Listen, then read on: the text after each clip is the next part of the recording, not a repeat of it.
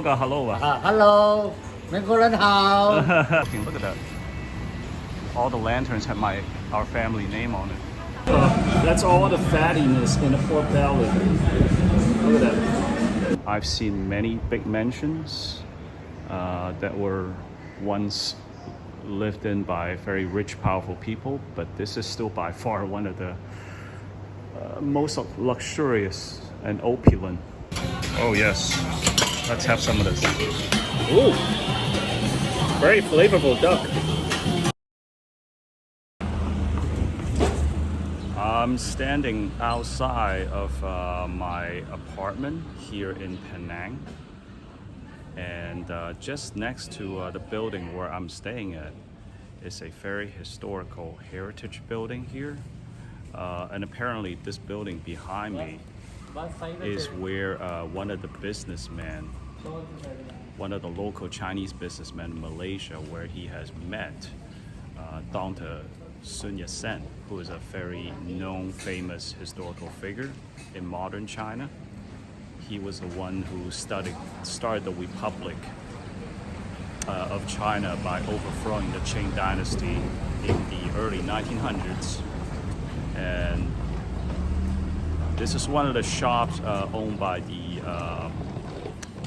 this historical person who met Dr. Sun Yat-sen here in Penang and supported him.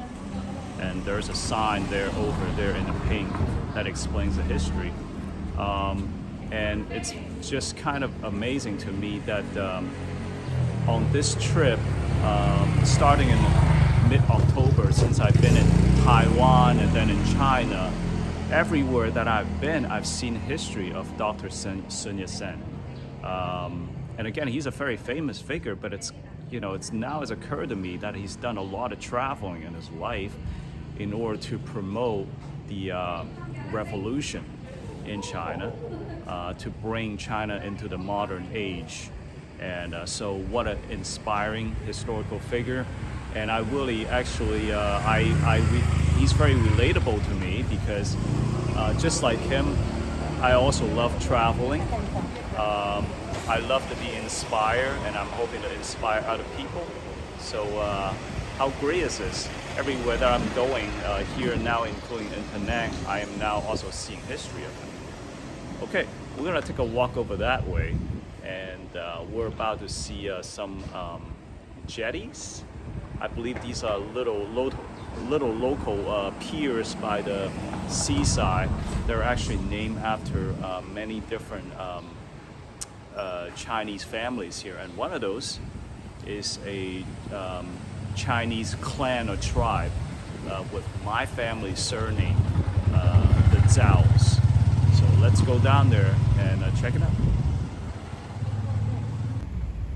Just about everywhere you go, you run into these little hidden spots of little treasures, I guess, little discoveries. Like this is like a little grove of bamboos just in this alley right here.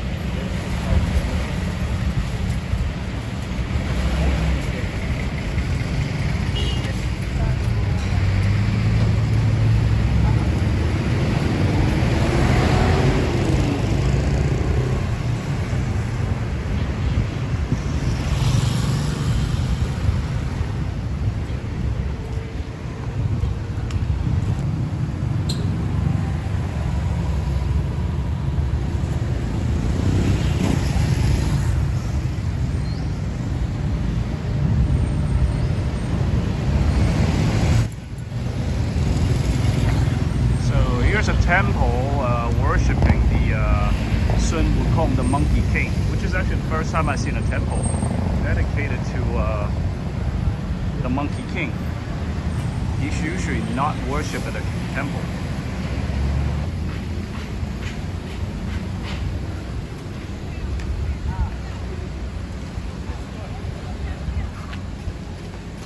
Oh, and here here it is. They're everywhere. The Zhao family bridge or jetty. Look at that. Isn't this awesome or what? A little jetty here in Malaysia bearing my family's name. Let's take a picture.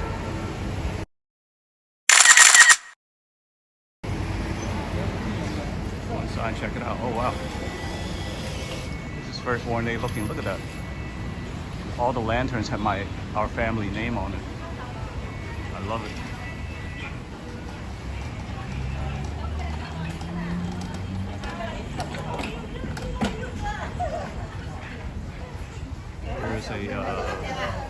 There's a little shrine or temple right here.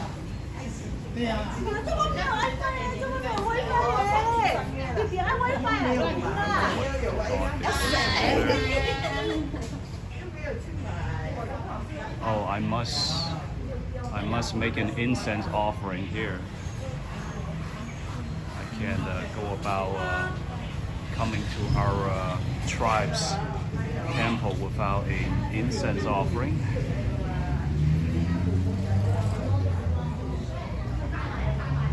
It's a very nice temple. Like a little bit more ornate than what I'm used to. These are, I believe they're ceramic carvings, or they could be done out of wood, I'm not sure. Maybe they're done out of wood. Wow, look at how colorful and how detailed they are.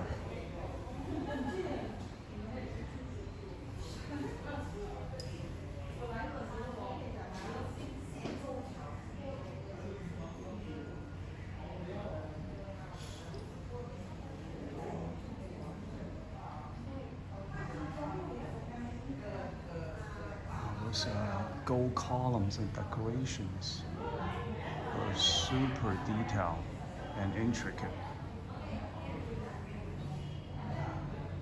This is one of the things about Chinese craftsmanship. Look at that, look at that. I think this is all wood. And what they would have to do is carve it out of a big log. And they would actually have to carve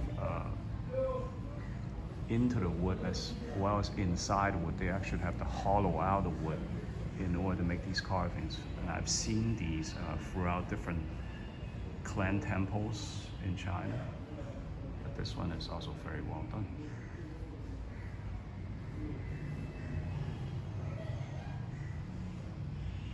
That's awesome. It gives an altar table. Actually study the same details.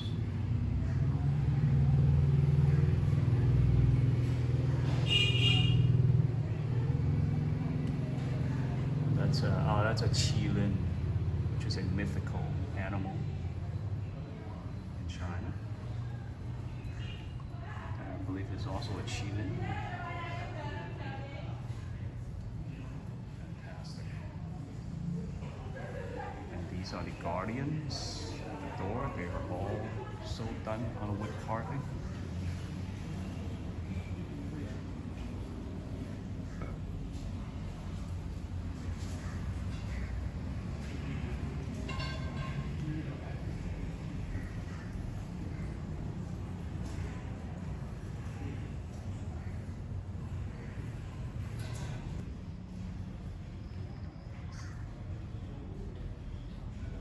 And that's a dragon right there. It is coming up. The year of the dragon. The Chinese zodiac.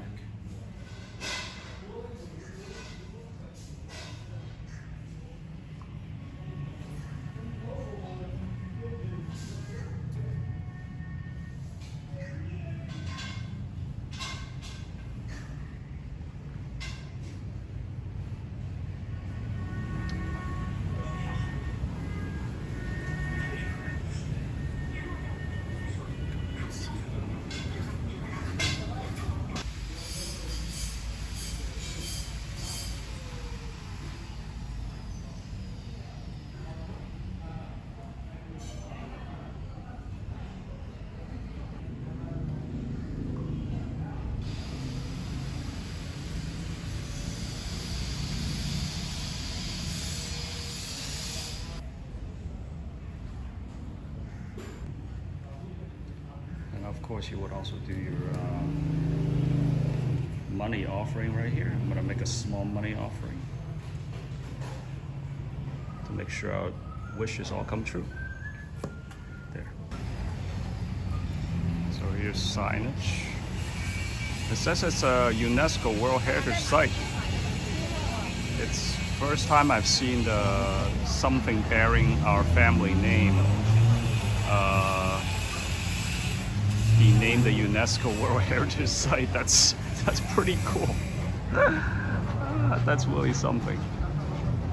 Okay, and here's the literally here's the jetty itself. It's kind of basically a pier, a little boardwalk that goes out to the water.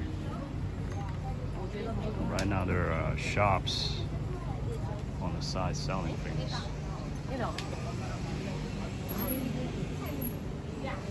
There are many of these so-called jetties and boardwalks, but I believe this is actually probably one of the most famous ones.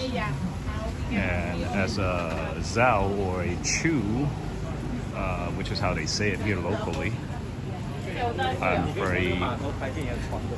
it makes me very proud.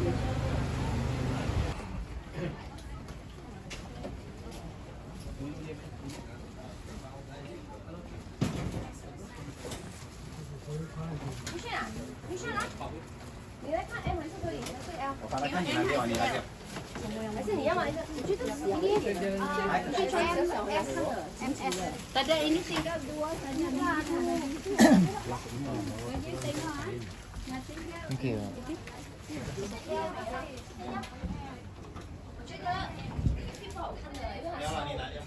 There are these shacks on the sides. It's probably people used to, these must have been like fishermen. They have these sort of shacks on the side. This is where they used to kind of like to live along this jetty. Hello. What is this? Thai tea. What is it made out of? 所以用什么做的？面粉做的。哦，面粉。然后放些什么进去里面？放 salad tuna 跟那个芒果。哦。类似这样的。是咸的。类似这样。哦，很有趣。这个是马来西亚传统的食品吗？是的。哦，很有趣。好，谢谢。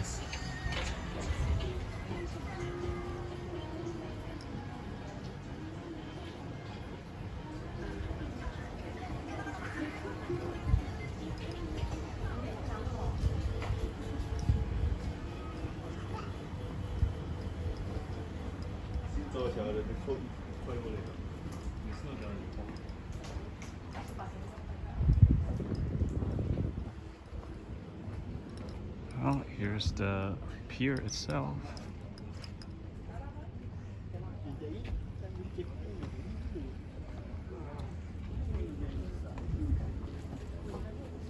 Get a coconut, some fruit juice, and chill. One of my favorite things to do.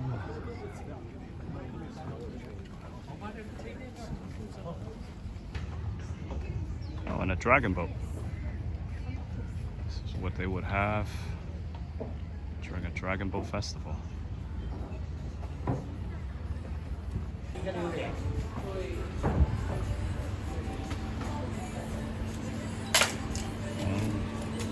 冰淇淋自己做的。哎，自己做的，自己做的，这么好啊！自己做的。早上5点起来做，5点起来做的，然后真的。不起来做你不能哦，要买嘛，不能销光。那要试一下。要什么口味？一个多少钱？8块。8块吗？我们这里面吃不到的，外面里面吃不到的。他们全部拿榴莲粉做的，我是拿肉做的，拿果肉做的。外面全部拿榴莲粉做的。那你应该打的牌子，手工冰淇淋。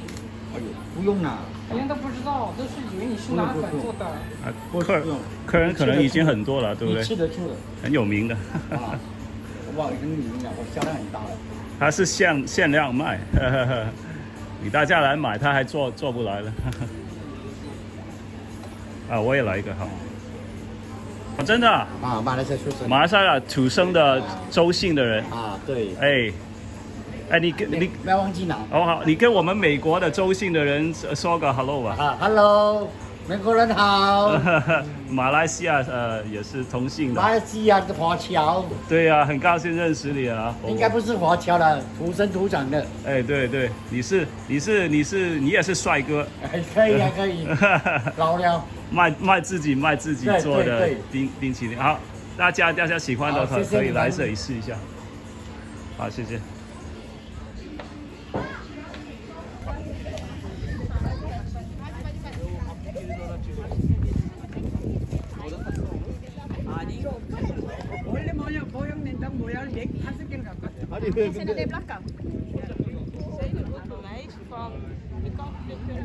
Wow, very relaxing. It's a great place to chill.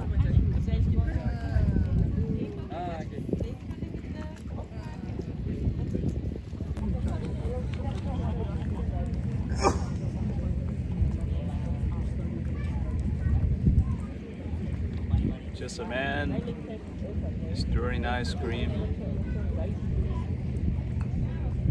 This Chew Jetty.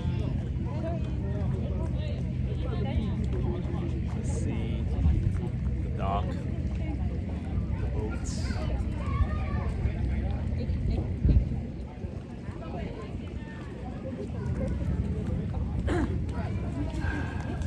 Some fresh air.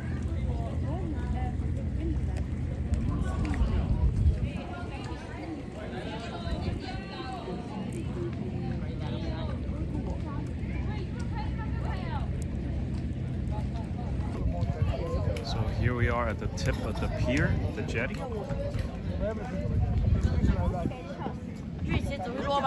There's a view. And if you look east over there, that's Butterworth, which is considered a mainland. As Penang is an island, actually. And here's a temple right at the basically the tip of the jetty. This is actually where people would basically worship the gods. Usually it's a seafaring god. And right after this, they're gonna go right into the boats and sail out to sea to do their fishing.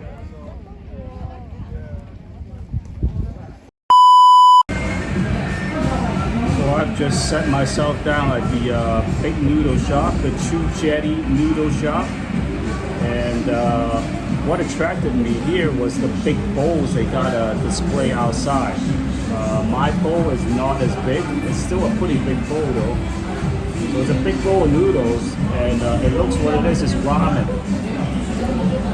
You can tell by the texture and color of the noodles here. And from what I understand from talking to one of the staff people here, he says it's like it's kind of a combination of different culinary influences here, like Japanese, Chinese, as well as Malaysian. So the flavor might be this one is made with braised pork, and look at the pork right here. This is super tender pork belly. Look at this. See how it jiggles? That's all the fattiness in the pork belly. Look at that. Every piece is raw. That's the most important thing in a bowl of noodle soup is the broth.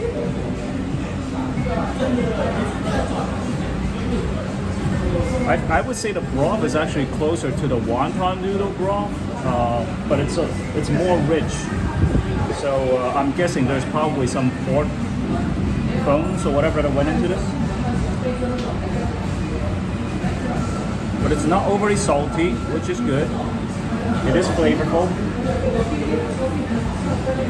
Let's try the pork belly.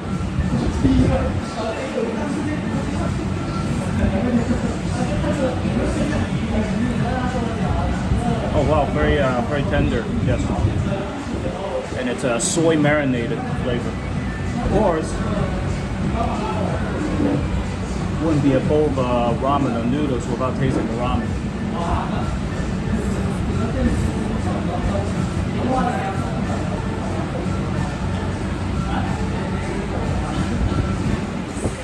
Nice chewy texture to the noodles, and it's been sitting here for 5 minutes and it still hasn't overcooked yet to the point where it's soggy, so that's important, that's good. So all in all, a pretty solid bowl of ramen noodle right here.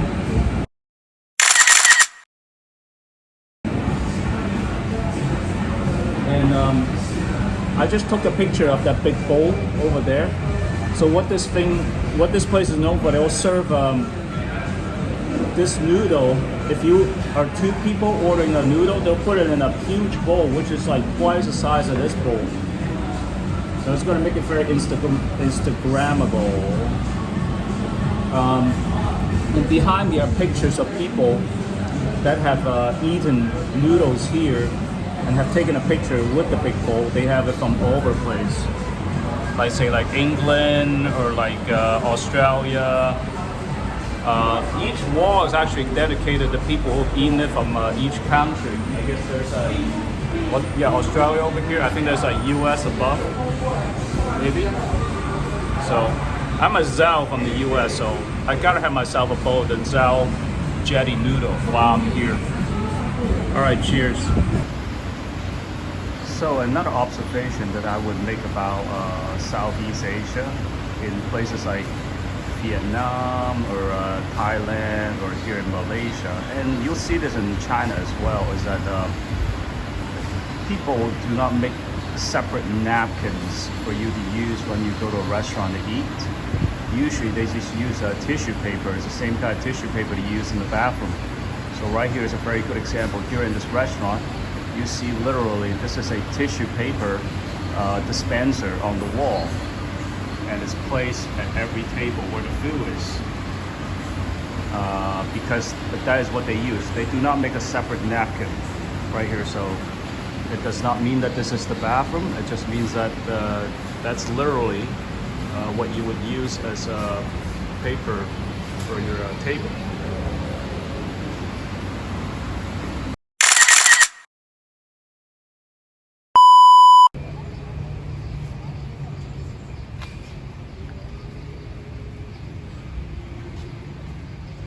It's taking his nap right there. So still.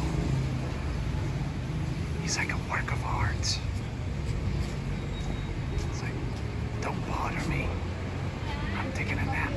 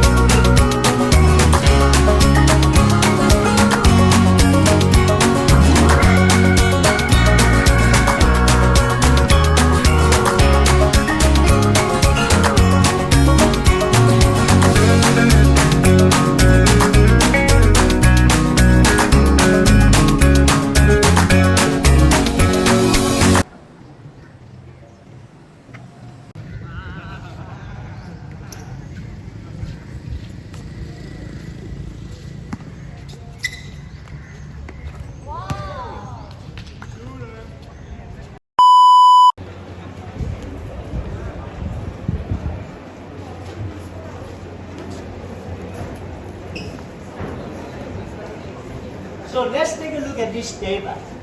And this table are very important for the Malay and the Chinese. Yeah, this one we call Tok Panjang. And for the Peranakan family, the olden days, Tok Panjang is a must. Why? We call long table. The local Hokkien dialect, Tok Ten, it means table, and Panjang is a Malay word, long. So we call long table. Why it's a must? Because during that time, our grandmother's time, no family planning. They got many children. Okay, anything more than 10, you are a hero. Today you got more than 10, you got headache. Times are totally different. And the owner of this mansion, he got 16 children. 10 sons, 6 daughters. These are very common. How many wives? 4 wives. Those were the days, they got many wives. My grandfather got 3. Okay, 3 wives, 15 children. You see, the olden days, they got so many children. I only got 1 wife, 2 children, officially 1, unofficially I don't know. No, alright, so now you see, that's why they go for the long table to have a longer family relationship. And till today, so why I said Tok Panjang are still very important, especially in the village. They don't go restaurant, they have a wedding dinner, whatever. They don't go restaurant. They have a long table. They put it down there. There'll be a lot of visitors sitting around the table. And usually there's 4 sets of dishes. Each set consists of 6 dishes. So see, 6. They divide. And then you can see you eat until you drop. You see? And you just eat your favorite. And 2 persons, their job is to stand by.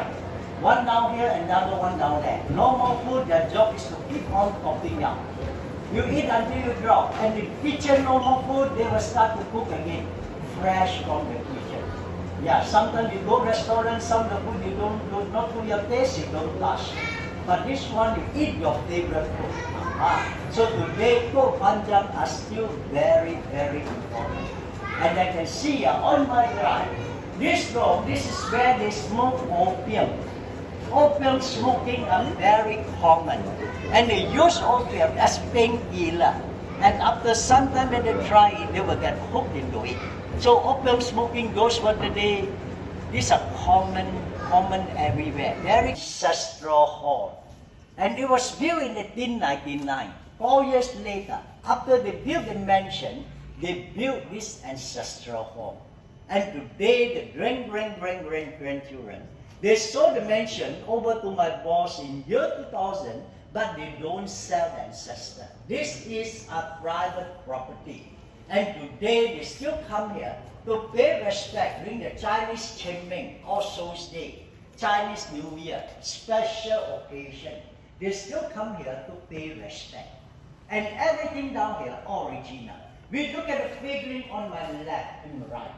100 over years ago, the master craftsmen, they came down from China, and all this was handmade. Even the paintwork, they are original. And what the material they use, a special kind of clay we call the caroling clay, which are very rare, they are very fine, and the absorbent the paint are so unique. Even the paintwork, they are original. Devils. Beautiful. Can take photo, anything. And this, you can see on top, handmade, 100 over years ago, but already repainted because the paint under the sun, they got faded. No surprises, today the final countdown, first time they're going to see each other, wedding day, first time. Wedding day itself, the first time the wife can see the husband's face. Why? Husband only wearing a cap.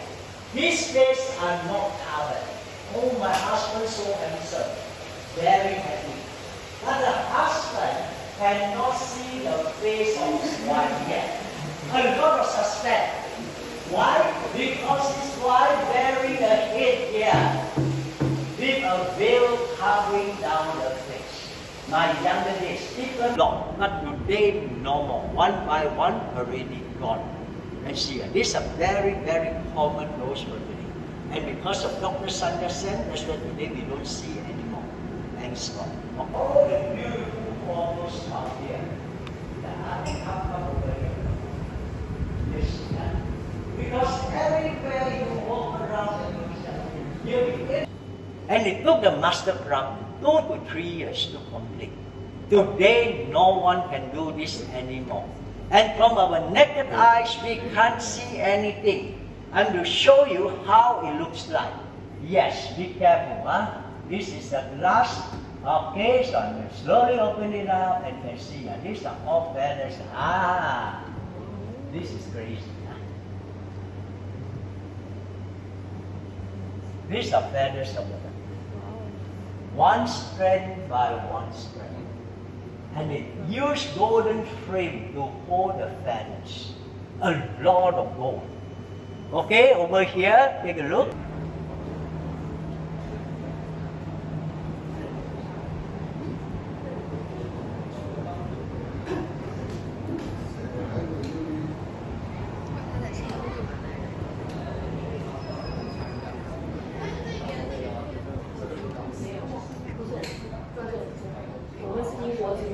There's the bridal room, I think.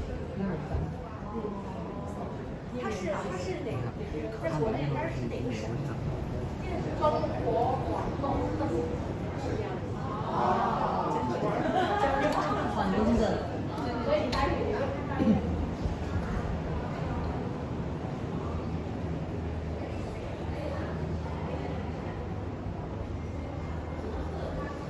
So this is the second story of this Nongya mansion, and just finished the tour. Very good tour, very interesting tour. Gives you a very good history and culture of the Peranakan culture here, which is basically the fusion of Chinese with the local Malaysian culture. And this is a very luxurious, this is one luxurious mansion, I would say. I've seen many big mansions that were once lived in by very rich, powerful people, but this is still by far one of the most luxurious and opulent mansions that I've seen, and it essentially belonged to very rich and powerful people here in Penang that basically can trace their ancestries back to China. They're Chinese immigrant who came here, who acquired wealth. They probably brought wealth with them. They acquired power. They worked with the British when they were colonizing Malaysia, and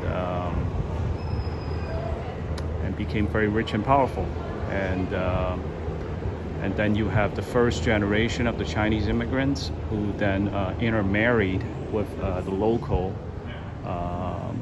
Malaysians, and the second generation became the what are known as the Babas and the Nonyas.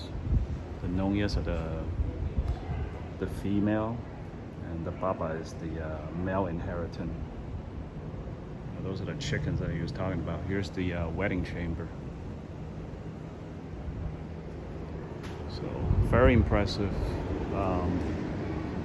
It's also it's also interesting how they kind of blend traditional Chinese culture with English culture, because the way the room is decorated, the chandelier is very much European, whereas the furniture is largely Chinese. And that dining table that we saw downstairs right there is a long table, which is more European than Chinese, because we eat our dinners on a round table, not a long table. There's the balcony.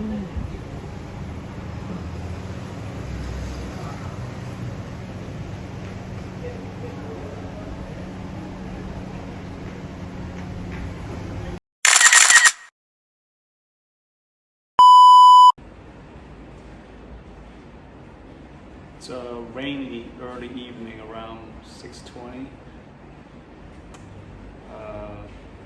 here in Penang, and So I've retreated back into my apartment to take refuge and relax a little bit. Georgetown, the historic old town of Penang, is actually not that big geographically. It's very walkable. I think it's probably most of the things that the tourists would go to see is within probably a 1 mile radius. So pretty easy to walk around. And so this is what Georgetown looks like in the rain. We are at the top level of my apartment. I'm only renting a room here. It's $14 a night, very cheap. You can stay in a nicer hotel.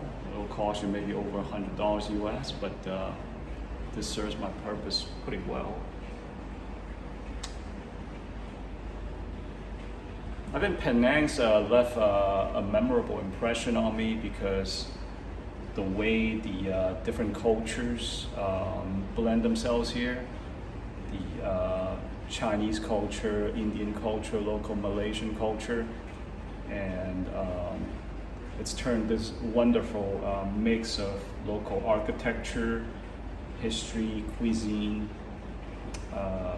and just kind of like generally the spirit of the people. The vibe here is very chill. I've had many very friendly conversations with locals here. I've actually talked to a couple people in Mandarin who are locally born Malaysian Chinese whose ancestors who have come here, who have been here for many generations.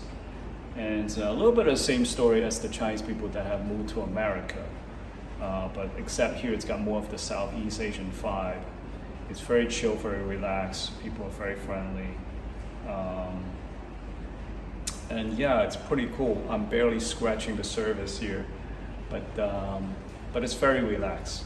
And coming from the hustle bustle that is mainland China, like big cities like Shanghai, Guangzhou, as well as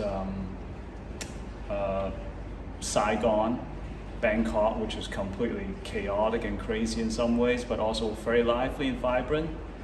This is so totally laid back. It just makes you completely just calm down. You know, it's pretty cool for anybody looking for a relaxing getaway from the big cities. Penang is a good choice. This area is known as the Kimberley Night Market Food Street. A lot of street-side stall, hawker-style restaurants. But they're more like restaurants that have extended their stalls onto the street. Here you see them making an oyster omelet. Chow Gui Tiu, which is the wok fry flat rice noodles, also very popular. I think I might have some laksa.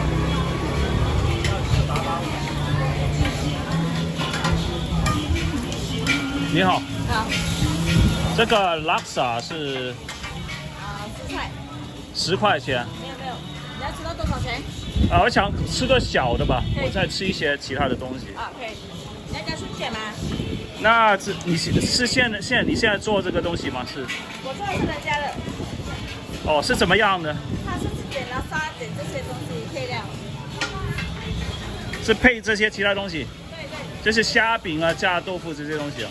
哦 ，OK。Those are the different things you can get with your laksa. Laksa is a very also a very well-known popular dish here in Malaysia, and I believe it's a curry noodle dish that's made with a fish broth and various different spices in there. So you can choose with a prawn cake, some fried bean curd, looks like egg rolls, or a curry puff. I'm gonna get a small one to try. Here's another place that I'm drawn to, which has the rotisserie in there. There's different kinds of rotisserie. The roast pork looks pretty good. They have duck. He's chopping it up right now. Oh yeah. Okay. Roast pork looks pretty good. That also looks pretty good. Oh yes, let's have some of this. These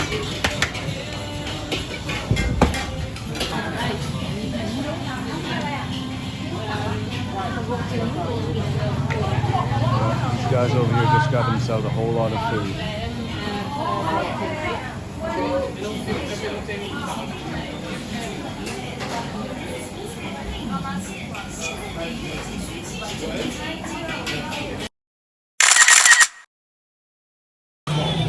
Let's try this barbecue. Let's get a really nice charred piece right there.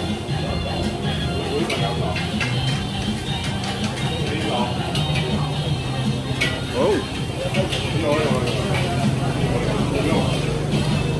Yeah, the outside is very nicely charred and caramelized.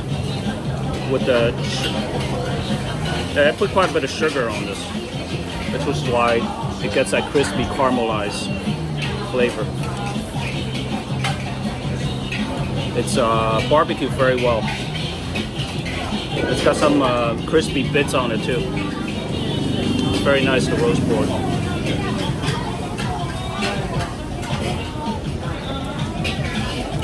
Try the roast duck.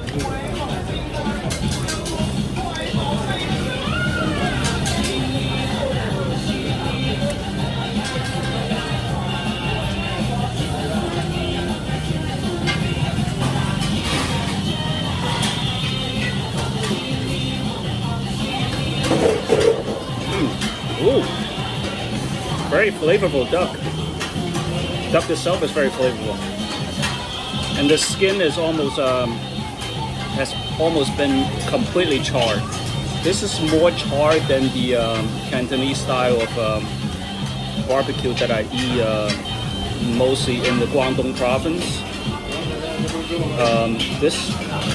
This almost makes me think that it's done actually on charcoal rather than in like an oven, which is often the case now. That's very good, very flavorful. Gotta try the laksa. And here's the laksa.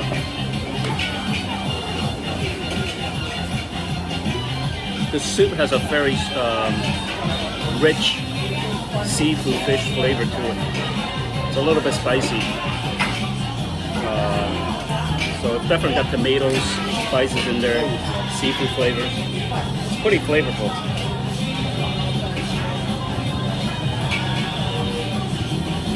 There's some of these ingredients in here. Looks like vegetables.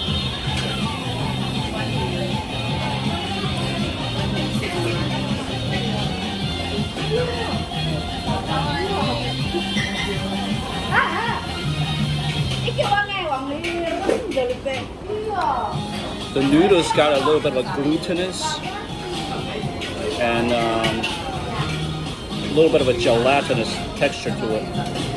Almost like the kind of noodles that's made out of with mung bean. But it's pretty good. Mostly it's the broth. The flavor of the broth is very good. So I would say this is quite a feast here. Got a big plate of combo barbecue meats, a full bowl of noodles laksa with the prawn cake tofu, and all this is 40 Malaysian ringgit, which is about $8.50 US. A super bargain, and the quality is very good.